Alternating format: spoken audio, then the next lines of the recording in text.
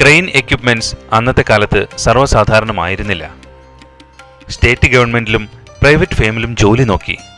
പക്ഷേ തൃപ്തി കിട്ടിയത് പ്രൈവറ്റ് മേഖലയിൽ മാത്രമായിരുന്നു. പിന്നെ എനിക്കന്ന് ഇവിടെ ഈ ജോലി കിട്ടിയത് അതൊരു സപ്പോർട്ടായിരുന്നു. അച്ഛൻ പിന്നെ പോയി നാട്ടിൽ പോയി സെറ്റിൽ ചെയ്തു.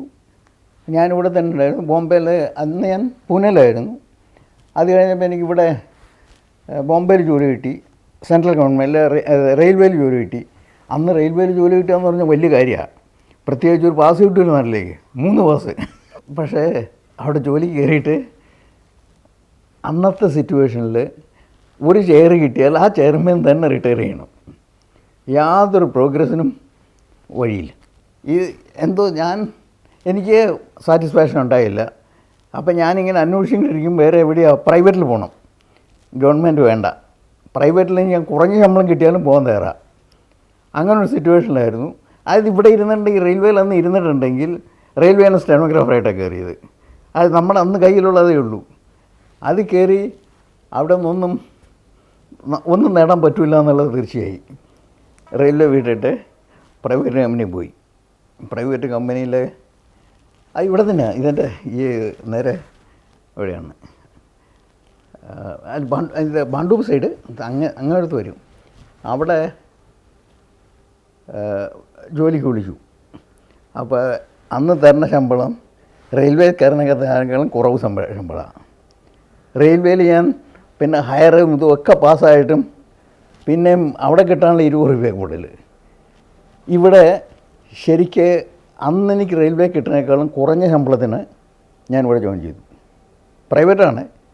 ഞാൻ കണക്കാക്കി ഇവിടെ ഇപ്പോൾ ഇത് കിട്ടുന്ന ശമ്പളം നോക്കിയിട്ടിരുന്ന കാര്യമില്ല. എൻ്റെ ഫ്യൂച്ചറൊന്നുമില്ല. നോക്കുക, കുറേ ദിവസം നോക്കുക. നമുക്ക് പറ്റിയില്ലേ തിരിച്ചു പോരാം. റെയിൽവേയിൽ 2-3 മാസം ലീവ് എടുത്ത്, അത് ഇവിടെ ലീവ് എടുത്താൽ വന്നത്. ടൈംസ് ഓഫ് ഇന്ത്യയിൽ ലീവ് എടുത്ത് പോയി. 3 മാസം കഴിഞ്ഞപ്പോൾ അവർ അപ്പോയിൻമെൻറ്റ് കൺഫർമേഷൻ ലെറ്റർ ഞാൻ പറഞ്ഞു എനിക്ക് വേണ്ട, ഞാൻ പോകണമെന്ന്. പിന്നെ കമാനിയിൽ പോയി. ഇവിടെ ഒന്നും വർക്ക് എനിക്ക് സാറ്റിസ്ഫൈ ചെയ്തില്ല. അതേ സമയത്ത് ഇവിടെ വന്നപ്പോൾ സിന്ധി കമ്പനിയാണ്, ഒന്നും കൊടുക്കില്ലാത്തവരാണ്. എന്നാലും വേണ്ടില്ല. അവിടെ വന്നപ്പോൾ ജോബ് സാറ്റിസ്ഫാക്ഷൻ കിട്ടി. ആദ്യത്തെ കാര്യം അതായിരുന്നു, ജോബ് സാറ്റിസ്ഫാക്ഷൻ കിട്ടി. ഇതൊന്നും ഒരാളിങ്ങനെ ഡിക്റ്റേറ്റ് ചെയ്യുക, നമ്മളത് ടൈപ്പ് ചെയ്തുകൊണ്ട് കൊടുക്കുക. അത് കഴിയുമ്പോൾ അതിൽ മിസ്റ്റേക്ക് ഉണ്ട്, ഈ മിസ്റ്റേക്ക് ഉണ്ട്, അയാൾ പറഞ്ഞ് തെറ്റായാലും വേണ്ടില്ല. ഇങ്ങനെയുള്ള ഇത് ഇവിടെ സ്റ്റെനോഗ്രാഫറായിട്ട് എന്നെ അപ്പോയിൻറ്റ് ചെയ്തെങ്കിലും ആൾക്ക് മനസ്സിലായി എന്നെക്കൂടെ കൂടുതൽ ചെയ്യാൻ പറ്റുമെന്ന്. എന്നെ ഇൻഡിപെൻഡൻറ്റ് ചാർജിൽ കേട്ടു. പ്രത്യേകിച്ച് പേഴ്സണൽ ഡിപ്പാർട്ട്മെൻറ്റിൽ അന്ന് ആരും ഉണ്ടായിരുന്നില്ല. പിന്നെ മുഴുവൻ ചാർജും എനിക്ക് തന്നു. വല്ലപ്പോഴും അയാളുടെ അടുക്ക് ചെന്നപ്പോൾ ഈ ഡയറക്ടറുടെ അടുക്ക് ചെന്നൊന്ന് കൺസൾട്ട് ചെയ്യണം, അത്രയേ ഉള്ളൂ. ബാക്കി തന്നെത്താൻ എന്ത് വേണമെങ്കിലും ചെയ്യാനുള്ള പെർമിഷൻ തന്നു. അത് അവർക്ക് മനസ്സിലായി, സിന്ധിയാണെങ്കിലും മനസ്സിലായി, സിൻസിയറിറ്റി ഇതുണ്ട്. അധികം പേരും എവിടെയെങ്കിലും കക്കാൻ കെട്ടിയിട്ടുണ്ടെങ്കിൽ നോക്കും, ഞാനത് ചെയ്യില്ല. അങ്ങനെയുള്ള ഇതിലാണ് ഇവിടെ എനിക്ക് മുമ്പോട്ട് വരാൻ സാധിച്ചു. ഒരുപാട് എനിക്ക് പഠിക്കാൻ സാധിച്ചു. ഇതും ക്രെയിൻ ഉണ്ടാക്കുന്ന കമ്പനിയാണ്. ഞാൻ ടെക്നിക്കൽ അല്ലെങ്കിലും ടെക്നിക്കൽ ഒരുപാട് പഠിക്കാൻ സാധിച്ചു. അത് ടെക്നിക്കലും പഠിക്കാൻ സാധിച്ചു. ഇപ്പോഴും ഈ ബേസിക് നോളജ് പറഞ്ഞാൽ എനിക്കറിയില്ല. ബാക്കിയുള്ള ഇപ്പോൾ അഡ്മിനിസ്ട്രേഷൻ ഉണ്ടല്ലോ, അതും ഒരുപാട് പഠിക്കാൻ സാധിച്ചു. ഇവിടെ 7-8 കൊല്ലം ജോലി ചെയ്തു. ഞാൻ 7-8 കൊല്ലത്തോളം ഇവിടെ ജോലി ചെയ്തു.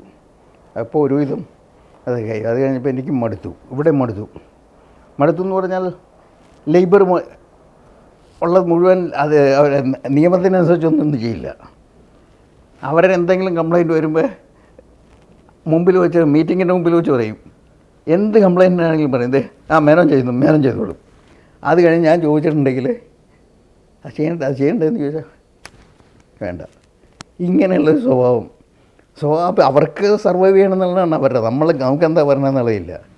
അതും കഴിഞ്ഞിട്ടൊരു ബോംബെയിൽ ആദ്യമായിട്ട് ഉണ്ടായതാണ് വർക്കേഴ്സിൻ്റെ ഒരു സ്ട്രൈക്ക്. അകത്ത് കയറി ഓഫീസ് സ്റ്റേഷനിൽ തള്ളണത്. മറ്റത് സ്ട്രൈക്ക് ഉണ്ടാവും, കുറേ വയലൻസ് ഉണ്ടാവും, പുറത്തേ ഉണ്ടാവുള്ളൂ. ഇത് ഓഫീസിനകത്ത് കയറി തല്ലുക എന്നുള്ളത് ആദ്യത്തെ സംഭവമായിരുന്നു ബോംബെയിൽ. അത് ഈ C2 ഇങ്ങോട്ട് എക്സ്റ്റെൻഡ് ചെയ്യാൻ, C2 കൽക്കട്ടയിലായിരുന്നു, അവരിങ്ങോട്ട് എക്സ്റ്റെൻഡ് ചെയ്ത് വരികയായിരുന്നു. ആ സമയത്താണ് ഇവരവിടെ കയറി അവരാണ് യൂണിയൻ എന്ന് പറഞ്ഞ് കയറി. അത് കഴിഞ്ഞപ്പോൾ എക്സ്റ്റെൻഡ് ചെയ്ത് ഇത് അവരെ തല്ലിപ്പുള്ളി ഉണ്ടാക്കി ഓഫീസിലെ ഒരുപാട് പേരെ പിടിച്ച് തല്ലി, എന്നെയും തല്ലി, സീനിയർ ഓഫീസേഴ്സിനെ എല്ലാവരും പിടിച്ച് തല്ലി അവർ. ഇത് കഴിഞ്ഞപ്പോൾ അന്ന് ഇപ്പോൾ നിങ്ങൾ ചോദിച്ചാൽ ഇവിടുത്തെ ആളുകളുടെ സ്വഭാവം, ഇവർ ശിവസേനക്കാർ അന്ന് പറഞ്ഞു, അത് ആദ്യത്തെ സംഭവമായിരുന്നു. അവർ പറഞ്ഞ് ഇവരെ മുന്നോട്ട് പോകാൻ ഞങ്ങൾ സമ്മതിക്കില്ല, ഞങ്ങൾക്കൊരു പ്രൊട്ടക്ഷൻ തരണ്ട, ഞങ്ങൾ കമ്പനി ചാരി പോയിക്കോളാം. അവരെ വണ്ടിയും കൊണ്ടുവന്നു. ആ വണ്ടി അവർക്കൊരു ബസ് അറേഞ്ച് ചെയ്ത് കൊടുത്ത് നല്ല സ്റ്റേഷനിൽ ഇവിടം വരും, ഒരു മൈൽ അതേ ഉള്ളൂ. അത് അറേഞ്ച് കൊടുത്താൽ മതി.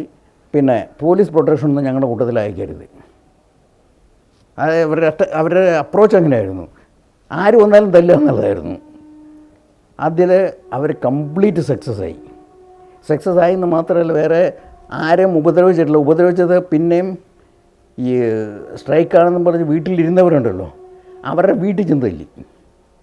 ഒന്നിലും ജോലിക്ക് വന്നു, ഇല്ലെങ്കിൽ ഇനിയും കൊണ്ടുപോകും. ഒരുപാട് പേരെ സസ്പെൻഡ് ചെയ്തു. ഈ സസ്പെൻഡ് ചെയ്തവരെ ഒരാളുടെയും ഒരു റിപ്പോർട്ടൊന്നും എടുത്തിട്ടില്ല. എൻക്വയറി എന്നും പറഞ്ഞ് എഴുതും, അവർക്കൊക്കെ എഴുതും. പക്ഷേ ഇവിടെ വന്നാലല്ലാതെ എൻക്വയറി നടത്താൻ പറ്റുമോ? അത് മുഴുവൻ അവരെ ചെയ്തതാണ്, ശിവസേന ചെയ്തതാണ്. എൻക്വയറി ഡേറ്റ് കിട്ടിയിട്ടുണ്ടെങ്കിൽ ഇവിടെയെങ്കിലും വന്നിട്ടുണ്ടെങ്കിൽ കമ്പനിയുടെ അടുത്ത് എവിടെയെങ്കിലും വന്ന് പിടിച്ചു തല്ലും. ഇങ്ങനെയായി. ഇത് കഴിഞ്ഞപ്പോൾ അതെല്ലാം സെറ്റിലായി. പക്ഷേ എനിക്കതോടുകൂടി തോന്നി ഇനി ഇവിടെ നിന്നാലും ശരിയല്ല എന്ന് കണക്ക്. അങ്ങനെ പിന്നെ ഇവിടെ നിന്ന് വിട്ട് ഇവിടെ നിന്ന് വർക്ക്സ് മാനേജർ വേറൊരു കമ്പനി തുടങ്ങിയായിരുന്നു. 2 വർക്ക്സ് മാനേജർ 2 പേരും കൂടെ കൂട്ടിയിട്ട് അവർ വിളിച്ചു, അങ്ങോട്ട് പോരെ എന്നും പറഞ്ഞ്. ശരി, ശമ്പളം അല്ല പ്രശ്നം, നമുക്ക് അവിടെ ജോലി സാറ്റിസ്ഫാക്ഷൻ കിട്ടുമ്പോൾ ഇവിടെ സാറ്റിസ്ഫാക്ഷൻ പോയി. അത് കിട്ടുമെന്നുണ്ടെങ്കിൽ പിന്നെ അയാൾ ഇവിടെ ഉണ്ടായിരുന്നപ്പോൾ നല്ല സ്വഭാവം നല്ല ഇതൊക്കെ ആയിരുന്നു. അങ്ങനെ അവിടെ പോയി കഴിഞ്ഞപ്പോൾ അയാളുടെ ശരിക്കുള്ള സ്വഭാവം കാണിച്ചു. അപ്പം പിന്നെ അതിപ്പോൾ ഞങ്ങൾ 3 പേരും ഇവിടെ തന്നെ ഉണ്ടായിരുന്നവരാണ്. ഇപ്പം ഉള്ള 3 പാർട്ടേഴ്സും ഉണ്ട്, ഇവിടെ തന്നെ ഉണ്ടായിരുന്നതാണ്. ഞങ്ങൾ ഇവിടെ വെച്ചാണ് മീറ്റ് ചെയ്തതും അതെല്ലാം. അങ്ങനെ ആണ് അവിടെയും അയാളുടെ സ്വഭാവം മാറിയപ്പോഴാണ് ഞങ്ങൾ തീരുമാനിച്ചത് ഇനി ഇവിടെയും പറ്റുമല്ലോ, വേറെ എന്തെങ്കിലും നോക്കണം. കയ്യിലൊന്നുമില്ല ആ സമയത്താണ്.